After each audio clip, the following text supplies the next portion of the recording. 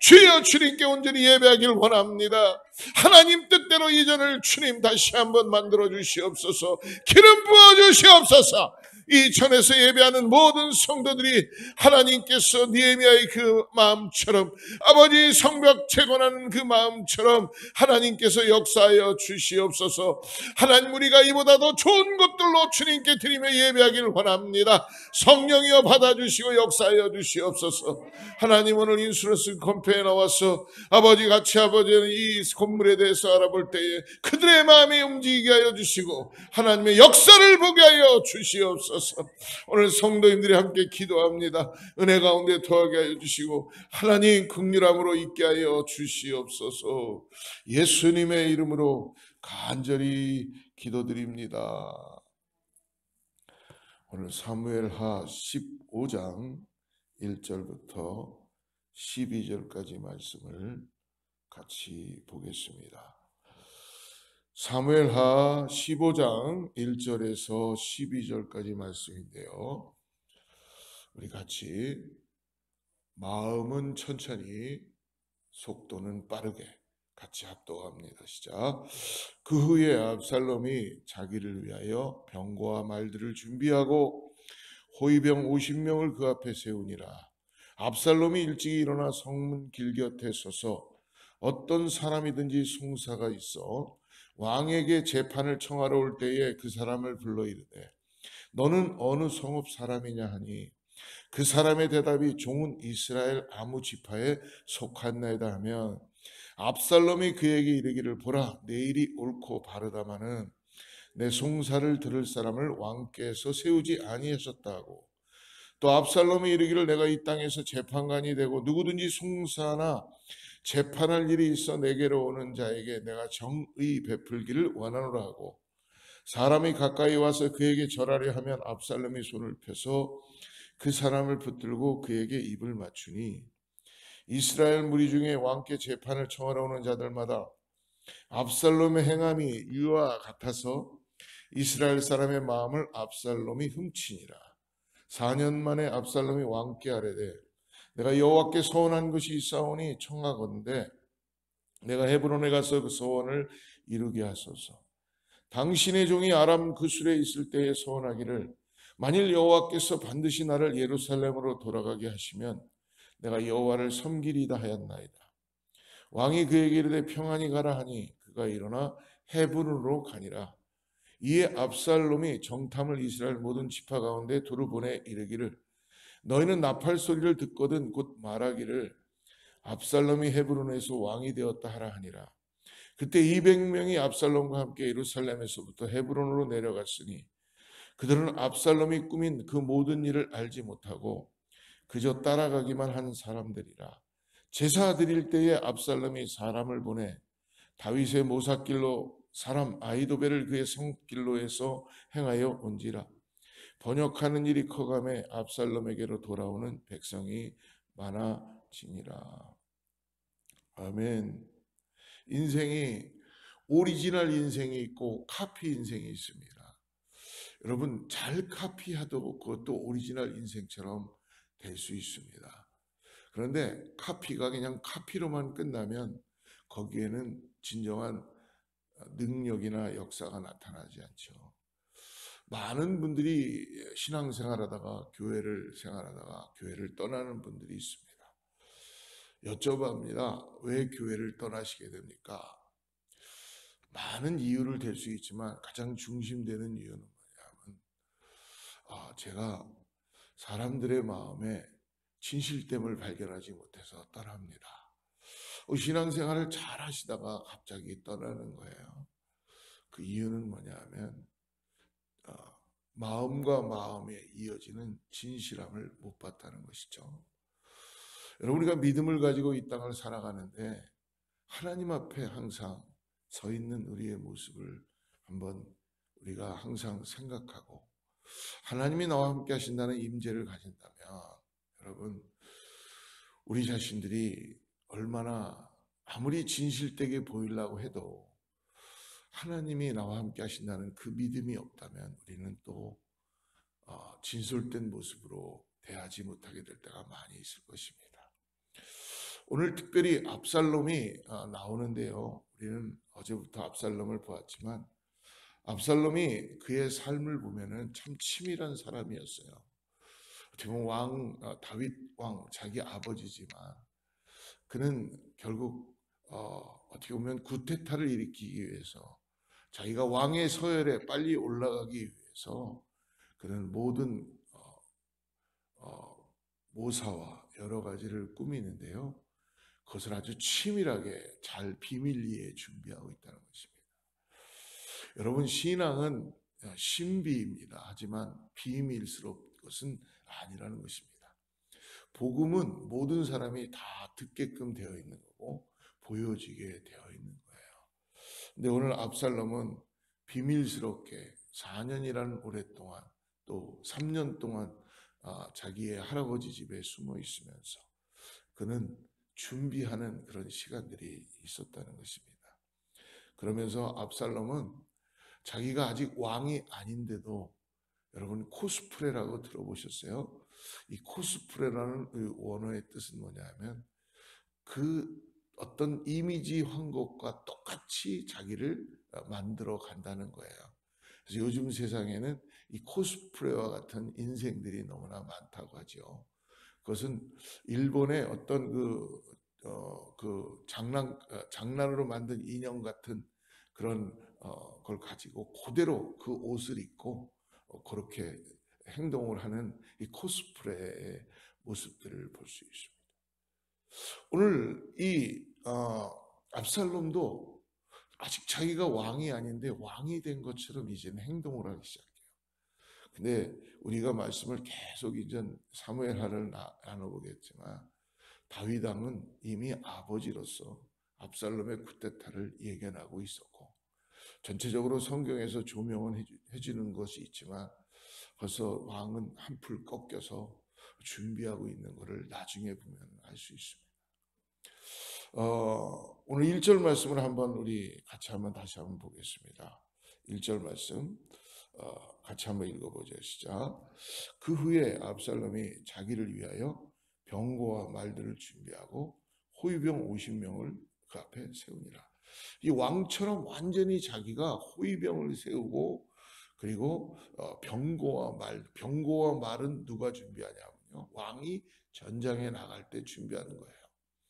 그러니까 완전히 이 압살롬은 벌써 자기가 왕 된 것처럼 이 코스프레를 지금 하고 있는 모습을 볼 수 있습니다. 이런 압살롬의 모습을 통해서 오늘 우리가 좀 우리 자신들을 돌아봐야 되는 것은 압살롬은 옳지 않은 방법으로 마음을 훔치고 있다는 것을 볼 수 있습니다. 압살롬이 자기 중심적으로 마음대로 행동하지만 다윗은 이미 아무런 조치를 취하지 않고 있습니다. 왜?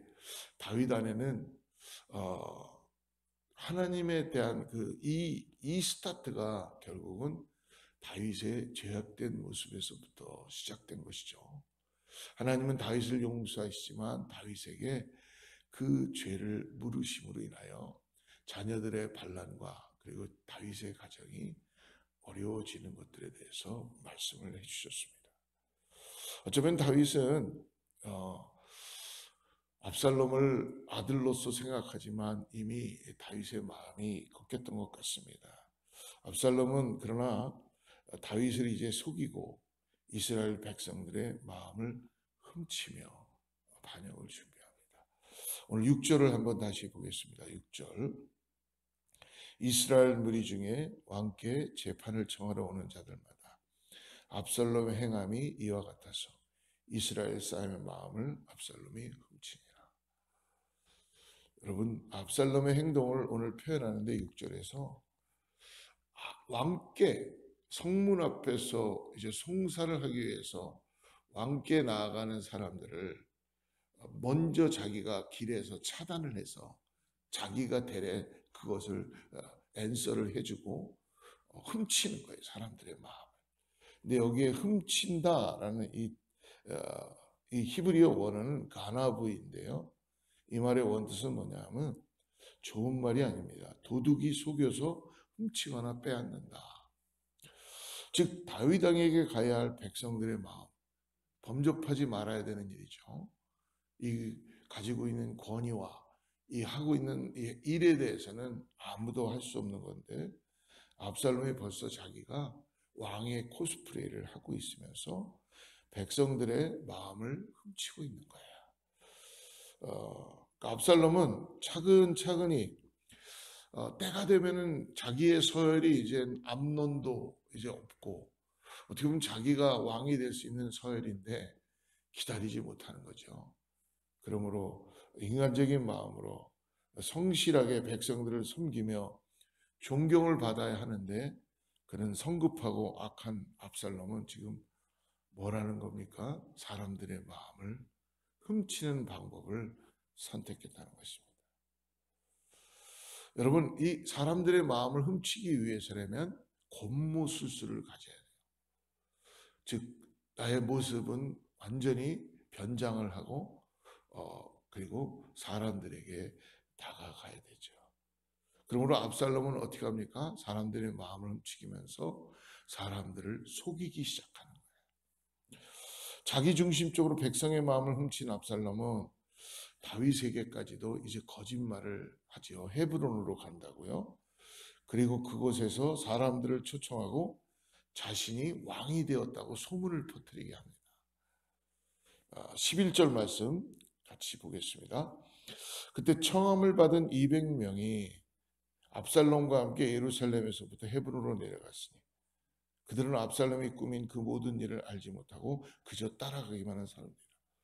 그 200명은요 아무것도 모르는 거예요.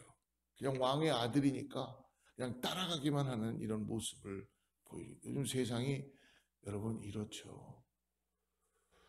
그러나 깨어있는 사람은 하나님의 뜻이 어딘지를 분별하고 나아가야 될 줄 믿습니다. 이 청함을 받은 200명은 압살롬이 꾸민 반역을 알지 못하고 그저 따라가며 그럼에도 불구하고 어떻습니까? 사람은요 분위기가 이렇게 싹 조성되면은 거기에 동조하게 되어 있는 게 사람들이에요. 그래서 부화내동이라는 말이 있죠. 철수 엄마가 시장 바구니 들고 시장 가니까 순이 엄마도 살 게 아무것도 없는데 그냥 쫓아가는 거예요. 시장 바구니 들고. 그런 것처럼 사람들의 마음은 중심이 하나님께 맞춰져 있지 않으면 이렇게 흠침을 당하게 되고 속임을 당하게 되는 그런 모습으로 살게 된다는 것입니다. 여러분, 우리가 항상 그러므로 하나님 앞에 성실과 정직으로 세워지는 훈련을 해야 될 줄 믿습니다. 세상 사람들은요, 여러분, 지금 압살롬과 같습니다. 세상은 이래요. 이것을 뭐 다른 나라에 이러면 안 돼가 아니라 세상은 이렇게 되어져 있습니다.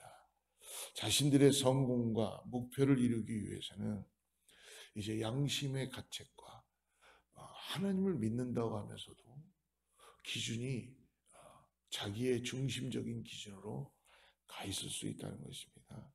그러므로 남의 마음을 훔치고 그리고 또 자기 자신을 위해서 다른 사람들을 쉽게 속이기도 하는 것입니다.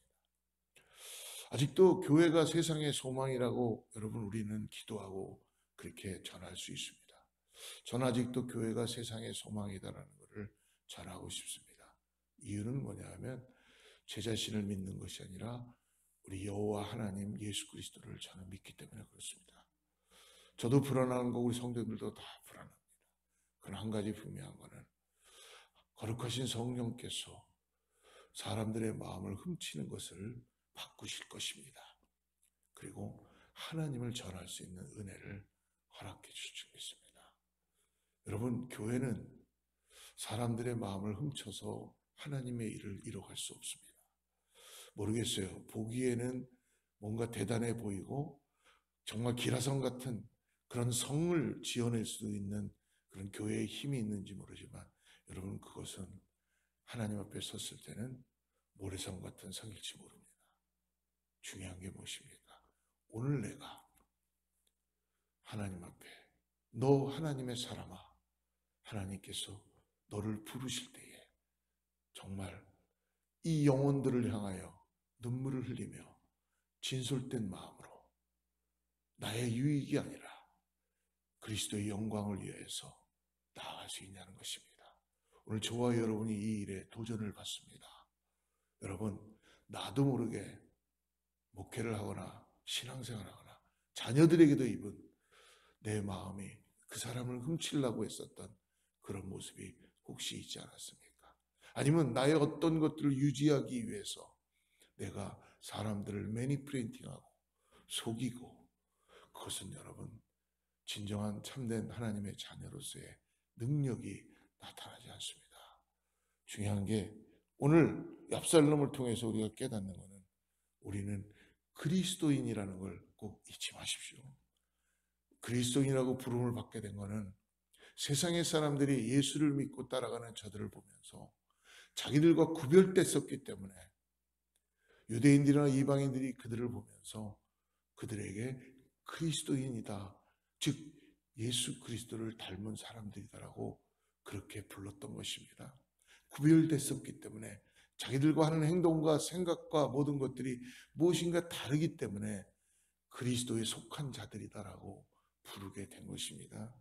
사랑하는 성도 여러분, 그리스도인은 세상적인 성공보다도 하나님의 말씀대로 오늘 하루 진실하게 살겠다는 자세를 갖는 게 더 귀하지 않겠습니까?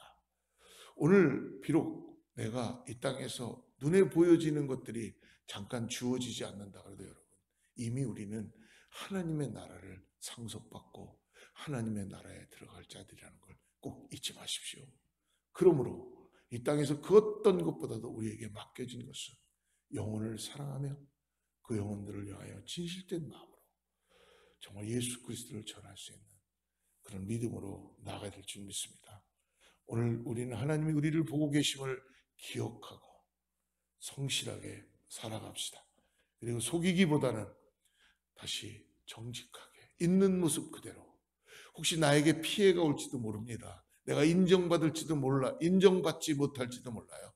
왜? 그런 게 더 많아요. 그리고 내가 그 자리에 있을 수 없을 수도 있어요. 그러나 그것이 하나님께서 나에게 더 좋은 것들로 역사하시기 위한 것이라 꼭 잊지 마시고, 오늘 우리가 성실하고 정직하게 하나님 앞에 서며 나아가는 우리 모두가 되기를 주로 축복합니다. 기도하겠습니다.